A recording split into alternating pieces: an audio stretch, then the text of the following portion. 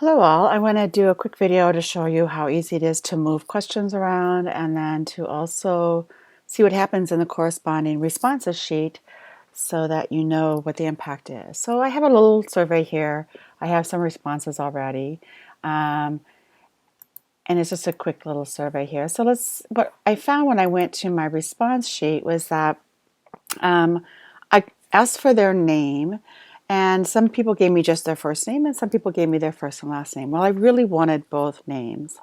The email address may clue me in, as to who they are. Like I have a couple Tanyas here, so it's a possibility that you might have more than one person, but I may not still have enough information. So basically, I want to add a field for their last name.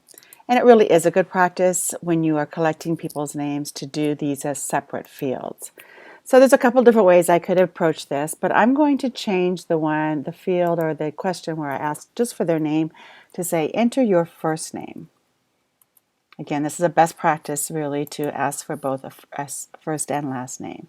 Then I'm going to duplicate or copy this question because that's a nice fast way to create a new question without having to do all the typing, and it's the same type of question especially. And now I want them to enter their last name.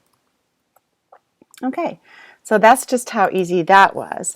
Now I could change the order if I wanted to, if I wanted last name, first name. If you use those little 6 dots, you can just move the questions around. So that's a nice easy way to move things around. So I've got my form now set up. Whoops, I want my first name and then my last name. Okay. So now I'm going to go into the sheet to see what that looks like. So here's my response sheet, in which I already have 10 questions here. And I can see that the column that asks previously just for their name says first name. So good. That question's now been updated in the sheet as well as on the form. And I see it added a new column for their last name.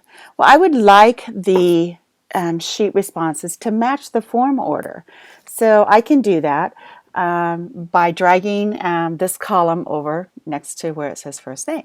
So to do that, I'm going to click on the column and I'm going to click twice. And I don't know if you saw that, but the first time it'll give you the hand. The second time I click and hold, it will change the hand to a fist. And that lets me know that I can drag that column to a new location. So I'm going to do it again. I get the hand, click and drag, click and hold, and I get the fist. Then I simply drag it over to where I want it to appear and release, and it moved the column. So now my form and my responses are matching up. So let's go ahead and just do this real quickly. I'm going to preview it, and it says, are you a member? No. And I'm just going to go in here, and I see it's asking me for my first name, and then it's asking me for my last name, which is good. And then I'm just going to type in an email address, and I'm going to submit it. So if I go and look at my responses, I now see I have my first name and my last name in separate fields. So now I can do sorting and whatever I want to do, and plus I know exactly who's answered for me. So that's just how easy it is to modify your form, adding in a new question, changing the order, but also making sure that the corresponding response sheet is in the same order that your form is in.